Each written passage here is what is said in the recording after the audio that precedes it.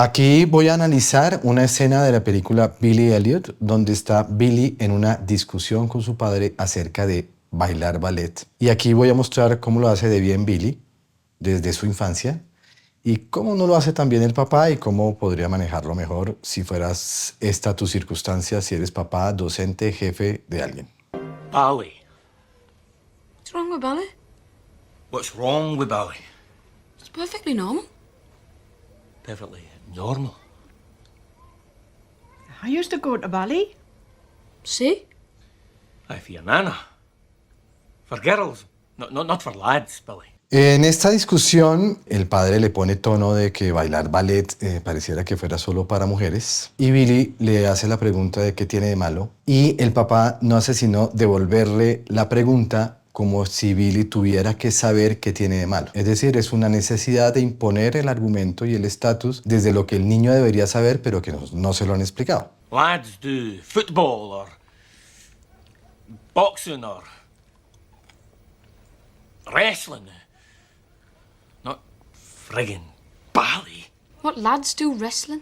La cara de Billy es de extrañeza porque no está entendiendo por qué su papá le está poniendo ese tono y tiene ganas de decir no me hables en ese tono. Pero en lugar de decir no me hables en ese tono, empieza a preguntar desde la estructura de superficie. En este caso dice ¿qué niños practican lucha libre? En una forma aparentemente honesta de preguntarle y el papá reacciona de tal manera como si normalmente, porque me pasó con mi papá también, el niño lo estuviera confrontando, lo estuviera cuestionando y no le estuviera creyendo, porque se asume, en la generación X por lo menos, que a los papás hay que creerles, digan mentiras o no. Don't start, Billy. No empieces, Billy, le dice, como si estuviera estimulándolo negativamente adrede. Y esa es una circunstancia que hace ver que el papá necesita imponer el estatus, y esto llámelo papá, docente, jefe o cualquier autoridad mayor o superior, en donde al perder recursos y al no tener argumentos, empiezan a echarle la culpa en diferentes formas a la persona que la está cuestionando y que le está haciendo preguntas. No la está cuestionando, le está haciendo preguntas desde la estructura de superficie. I don't see what's wrong with it. You know perfectly well what's wrong with it. No, I don't. Yes, Sabes perfectamente qué hay de malo. Y él dice, no, no lo sé. Y ese sabes perfectamente qué hay de malo está en las presuposiciones del papá. El papá puede ser una persona homofóbica y le da terror que su niño vaya a salir gay, cosa que no debería tener nada de malo, pero en ese tipo de educación le hacen creer que él debería saberlo, pero es un tema que no se advierte. Es decir, no quisiera que mi hijo fuera gay, pero no soy capaz de hablarle de eso, porque en medio de mi ignorancia, si le hablo de eso, le hablo la posibilidad. Me parece un absurdo, pero es un poco la conducta que está teniendo el papá de Billy acá. you do. No, I don't. Yes, you bloody well do. Who do you think I am? You know quite nicely. ¿Quién crees que soy?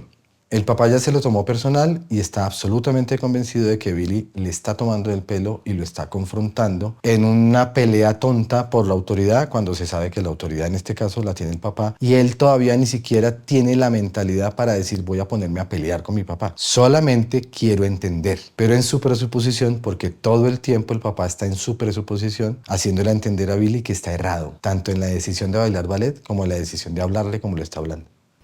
What? What are you trying to say, Dad? ¿Qué es lo que estás tratando de decir? Qué complicado tiene esa pregunta. Si uno le puede preguntar a su papá qué es lo que me estás queriendo decir o a su jefe qué es lo que me estás queriendo decir, lo mínimo es que el jefe del papá diga qué es lo que está queriendo decir y no se ofusque cada vez más tratando de imponer el estatus, imponiendo una emoción a la que Billy, en este caso, debería tenerle miedo. Y lo interesante del asunto es que Billy, desde su estructura de superficie, no está comiendo de la emoción que le está imponiendo el papá, solo está tratando de entender. Si quieres conocer más acerca de la estructura de superficie, tengo una playlist enfocada en ese tema en mi canal de YouTube. You're asking for a hiding, son. No, I'm not. Honest. Yeah, Billy. Billy! It's not just puffs, Dad. Como Billy está siendo más inteligente en la conversación, el papá se está quedando sin recursos, entra la amenaza. Te estás buscando una golpiza y Billy dice, no, quiero solamente preguntarte honestamente porque no estoy entendiendo. Cuando ya una persona intenta imponer la autoridad amenazando con golpiza, tiene el estatus muchísimo más bajo de lo que aparentemente la escena está proponiendo. Y en ese estatus tan bajo, lo único que está logrando es que la persona que tiene al frente, que en este caso es su hijo, le empiece a tener miedo. Y nadie puede conversar con otro al que le tenga miedo, solamente porque ese otro le impuso el miedo como una necesidad para no abordar de manera eficiente y efectiva la conversación que es pertinente. En esta escena donde el papá tiene que imponerle su estatus como papá, no está imponiendo su estatus jerárquico, él va a seguir siendo el papá el resto de la vida de Billy, así Billy decida lo contrario. Lo que está sucediendo acá es que el papá empieza a tener el estatus bajo desde la capacidad de influencia que está teniendo en el otro, que es lo que define el juego de estatus, en lo que dijo Keith Johnston del balancín de estatus y que hace que uno tenga una capacidad adaptativa en la conversación. En este momento tiene mayor influencia Billy sobre el papá que el papá sobre Billy, por eso el papá tiene el estatus mucho más bajo. Billy no sabe conscientemente que está con el estatus más alto, porque si lo supiera, lo vapulea. Pero como no es tan consciente, le da un manejo adecuado a su postura al estatus. El que perdió el estatus fue el papá. Billy no se lo hizo perder. Él decidió perderlo al decidir imponerle su estatus como papá. Cuando uno necesita imponer la autoridad es porque está siendo incapaz de manejar el juego de estatus. Cualquier amenaza que implique poder producir un dolor en el otro es lo que se puede tomar acá como algo que viene de castigo si no me estás haciendo caso, a pesar de que yo soy absolutamente ineficiente en comunicarme bien. La amenaza de no volverle a hablar, la amenaza de no auspiciarle en el caso de pagarle el ballet o en el caso de pagarle el colegio o no comprarle útiles o no dejarlo ir con los amiguitos a jugar o no dejarle hacer las cosas que le gusta hacer. Lo amenazan con eso, le van a quitar el Xbox, le van a quitar el internet, le van a quitar el celular. Y una de las cosas que debemos tener los padres, los tíos o las personas que ejercemos alguna influencia en otros es la capacidad de comunicarnos bien, con claridad y ser muy concretos sin dar vueltas. Y es una tontería dar vueltas porque el tema se pone difícil, que es género, religión, dinero, fútbol y política. Las amenazas que pueden hacer los jefes es tácitamente tratar de quitar beneficios, no los que están en el contrato, sino los acuerdos a los que han llegado. Si pudiera salir temprano, entonces ya no lo van a dejar salir temprano, o le van a empezar a exigir que llegue a la hora que es de acuerdo con el contrato. Normalmente lo que hace un jefe es tratar de poner dolor en ser muy meticuloso, en exigir lo que dice el contrato. Si entras a las 8, entras a las 8 y a las 8:05 te pueden amenazar con memorandos a hoja de vida y te pueden causar algún dolor de alguno de estos beneficios que coordinadamente han podido tener acuerdos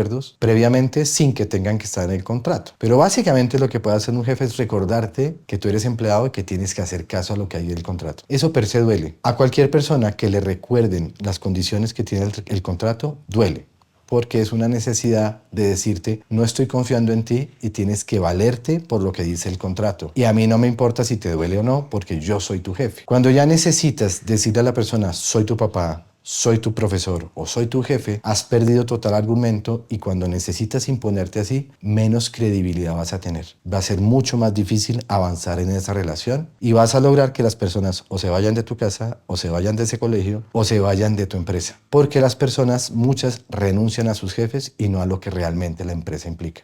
Some ballet dancers are as fit as athletes. What about that Wayne Sleep? He was a ballet dancer. Wayne Sleep. Aye. Listen, from now on, you can forget about the fucking ballet. You can forget. A partir de ahora vas a olvidar el ballet. Esa es una clara imposición del estatus jerárquico de que como no estás haciendo lo que a mí me gusta y no me estás hablando como a mí me gusta, te voy a empezar a aplicar dolores quitándote cosas que vas a necesitar. Y desde ese punto de vista, hasta el problema puede ser incluso legal. No puedes amenazar a tu hijo menor de 18 años con que le vas a quitar algo a lo que tiene derecho. Y esa es la educación. Y si decidió bailar ballet como parte de su formación, no le puedes hacer eso. Luego, tu capacidad de persuasión tiene que ser más alta que esa imposición un poco absurda de que como no hay recursos, entonces empiezas a imponer tu autoridad. Porque más adelante vas a querer abrazar a tu hijo y este hijo no te va a querer abrazar porque no hiciste sino imponerle miedo. Y no está mal hablarle duro y explicarle las situaciones con las que no están de acuerdo, pero explícale, porque si no le explicas no va a entender y a punta de violencia y agresividad y castigos sin entender qué está pasando, Billy o cualquier persona menor de edad en este mundo, incluso los mayores de edad, se van a comportar como cuando tu gato lo regañas fuera de tiempo, no está entendiendo y te va a empezar a coger miedo. About the fucking boxing as well. I'm busting my ass for those 50 pences and you... Y aquí viene otra cosa que suelen hacer los papás y que suelen hacer los empresarios y es echarte en cara que son tus papás y echarte en cara que te dieron el empleo como si fuera un gran favor. Ni por ser tu papá te están haciendo un gran favor, ni por ser tu jefe es un gran favor. Es una relación contractual que en la primera, que es siendo papá, el niño no tomó la decisión de tener esa relación contigo, luego no está bien desde el punto de vista ético echarle en cara a tu hijo que eres el papá y todos los esfuerzos que haces porque sea un buen hijo. Ahora, si eres jefe, menos, porque hay una relación contractual en donde se sabe que hay unos beneficios que van a recibir mutuamente por la relación que establecieron. Si le empiezas a echar en cara a tus empleados que tú eres el jefe o el dueño de la compañía, también estás en aprietos. No, from now on, you stay here. You look after your nana. Got it? La cara de Billy lo dice todo. Siguió sin entender y sigue apegado a su estructura de superficie. Y se va a ir con un malestar, pero no por los dolores que le pudo haber ocasionado el papá, sino porque le duele no estar entendiendo y que no haya un alma bondadosa, y aquí la bondad tiene todo que ver, de haberle explicado qué está pasando. Esta escena sugiere que el papá está en aprietos. Digamos, Billy está haciendo muy bien su trabajo desde siendo niño acudir a la estructura de superficie, porque normalmente el niño acude a la estructura de superficie cuando no entiende y pregunta sobre las palabras como están siendo dichas o la manera y el tono como están siendo dichas las cosas. En este momento el papá, en esta escena, está un poco en aprietos y estará bueno saber qué hacer, ¿no? Y el punto está en primera instancia, no dejarse llevar por las presuposiciones que el escenario sugiere desde el punto de vista de relacionar directamente ballet con la posibilidad de que el niño sea gay, por ejemplo. Y dos, tratar de homologar los significados en la conversación para entender las intenciones del por qué le están preguntando así. Tres, el adulto, en este caso es el papá, y al ser más adulto no necesita imponer autoridad, sino mostrarse un poco más versátil e inteligente. Y desde ese punto de vista es que si le están haciendo más de 3 preguntas sobre la misma cosa, debe tener una capacidad de autorreflexión de saber que no le están entendiendo y por eso le están haciendo preguntas. Luego está bueno responder a las preguntas.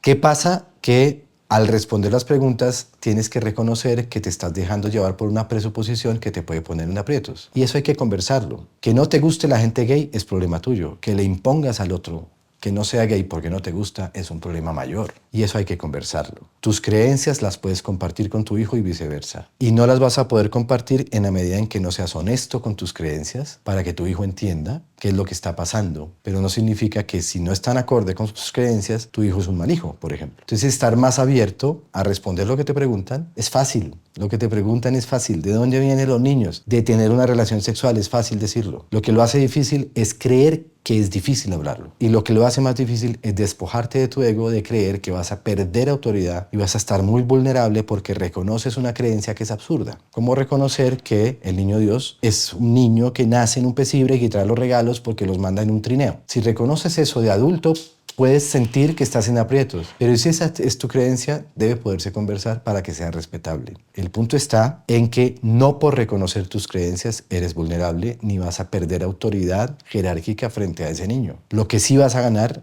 es una calidez en la conversación y la confianza que produce mostrarte vulnerable, porque cuando él sienta que estás vulnerable y puede compartir contigo, él va a también mostrarse vulnerable y compartir contigo sus inquietudes. Estás para responderle las preguntas, no para que las adivine. Entonces, te compete establecer ese escenario de conversación a pesar de la dificultad, en donde ambas partes estén cómodas, porque no se vale poner al niño incómodo con mirada arrada, con fruncir ceño y con amenazarlo con cosas, porque si el niño está incómodo, no va a hablar. Si está incómodo, tampoco va a orinar. Si está incómodo, tampoco va a comer. Si está incómodo, tampoco va a cagar. Tienes que garantizarle que todas esas necesidades, como la de ser escuchado, también tienen un estado de comodidad a pesar de lo difícil de la conversación. Eso es lo primero que podrías hacer, establecer un espacio de confianza y comodidad donde lo único que no vas a transmitirle al niño es miedo, sino la posibilidad de que pueda decir cualquier disparate y tú estás ahí para ayudar a entenderlo. Porque tampoco se trata de que se lo resuelvas, pero sí ayudarle a entender, que de eso va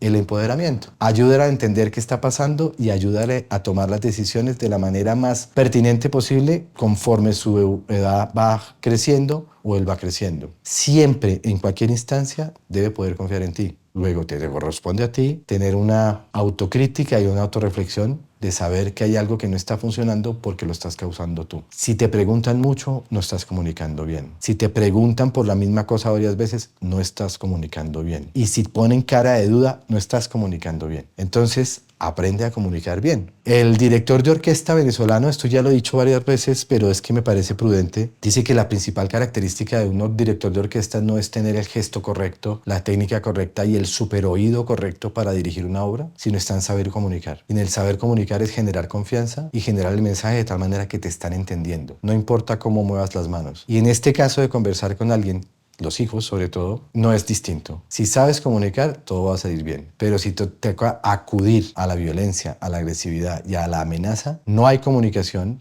coartas esa posibilidad y ahí sí que estamos en aprietos. Luego, ábrete a responder las preguntas como llegan y no trates de camuflar las creencias que tú tienes que tienen que ser camufladas. Porque en algún momento van a descubrir que tú eres el niño Dios y que le traes los regalos. Algún día lo van a descubrir y ese día va a ser frustrante. Convérsalo. Evitar la necesidad de imponer el cargo. Si soy papá, no hay que imponer que eres el papá, eres el papá. Si eres la mamá, lo mismo, y si eres el jefe, eres el jefe. Todo el mundo ya lo sabe, no es necesario imponerlo. Entonces, hablar desde la persona. Y desde la estructura de superficie, pues no se puede llegar a las conversaciones con todas las presuposiciones que el cargo te permite hacer sobre el otro. Es decir, si tienes un empleado que te está cuestionando mucho, que te está haciendo muchas preguntas, es muy posible que no te estén creyendo como jefe. Entonces, debes tener la capacidad de acudir a la estructura de superficie para saber si eso es cierto, pero no creer que como no te creen como jefe, entonces te quieren poner en aprietos adrede. Porque una cosa es hacer muchas preguntas y otra cosa es cuestionarte para hacerte daño, y debes poder discernir en esa diferencia como jefe. Si no estás pudiendo discernir, no estás todavía en condiciones de ser buen jefe, porque un buen jefe pregunta, escucha desde la estructura de superficie, procesa la información y luego, si es necesario, responde. Y por lo general responde con otra pregunta. Entonces, deja de acudir al ego de imponer que es el jefe para recibir la información. Los buenos gerentes se jactan solamente de recibir que los busquen para que les hagan preguntas. Y ellos incluso devuelven las preguntas para no dar las respuestas, que es un ejemplo de empoderamiento. Cuando sientes la necesidad de responder con ese tono de que te están poniendo en aprietos, debes trabajar muy bien la estructura de superficie. ¿Qué carga trae la pregunta desde el punto de vista técnico? Y de olvidar qué intención hay detrás. Si te estás dejando llevar por la intención, pregunta por la intención. Pero jamás trates de imponer la autoridad desde el jefe, porque generas una incomodidad que al final te termina yendo mal a ti si tu grupo no va bien. Porque entre más los empleados empiezan a quejarse de ese jefe, es factible que eso haga ruido y tengas un problema de estar imponiendo la autoridad, y en ese punto estamos en la delgada línea de estar acosando. Estructura de superficie siempre que viene la pregunta y te vas a dar cuenta que es mucho más amigable que el hecho de pensar que como tú eres el jefe y te están cuestionando. Si tú llegas a pensar que te están cuestionando, es porque hay algo que es cierto en la pregunta que te hicieron. Y ahí tienes que preguntarle a tu jefe de turno qué estás haciendo de tal manera que logres pensar así. Es decir, estás mostrando incongruencias cuando reaccionas negativamente a las preguntas que te hacen tus empleados. Y eso te muestra como una persona no confiable. Si lo que quieres es que no confíen en ti, no te vuelvas ni jefe ni líder. Y trabaja de manera independiente sin depender de nadie. Porque nadie puede avanzar con otro si no confía. Menos en el liderazgo. Si yo tengo un jefe, debo poder confiar en mi jefe. Y ese jefe debe poder confiar en mí como empleado. Eso sí, partemos de la base de que ambos estamos dispuestos a cumplir con la promesa. Si quieres obtener herramientas para manejar tu comunicación desde el liderazgo, no importa el cargo que ejerzas, papá, docente o jefe, y quieres mantenerte acorde a la estructura de superficie para evitar tomarte las cosas de manera personal y manejar conversaciones que pueden ser difíciles, tengo este taller No me hables en ese tono. Inscríbete en el link de mi biografía. Si quieres entender más acerca de congruencia y de cómo la gente puede creerte a la hora de interactuar con ella desde el lenguaje verbal y no verbal, tengo este análisis en este video en mi canal de YouTube.